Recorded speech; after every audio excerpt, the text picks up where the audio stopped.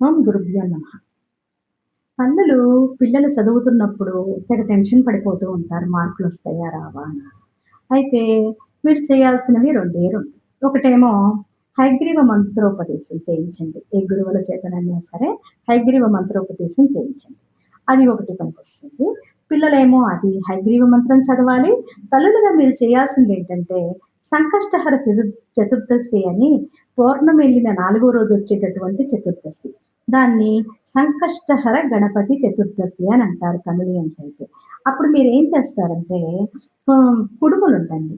కుడుములుండి ఏం చేస్తారు, మీ పిల్లల్ని పిలిపిచ్చి, మీ పిల్లల పిడికిడి పట్టిచ్చి, ఆ పిండిని ఇట్లా పిడికిళ్ళతో ఇట్లా పట్టిచ్చి, దాన్ని మీరు తయారు చేసి కుడుములుగా 21 కుడుములు వినాయకుడికి సమర్పించినట్టయితే పరీక్షల్లో అనుకున్నన్ని మార్కులొచ్చి, జ్ఞాపక శక్తి పెరిగి, పిల్లలు చదువుకోటానికి ఇంట్రెస్ట్ చూపిస్తారు. శుభం.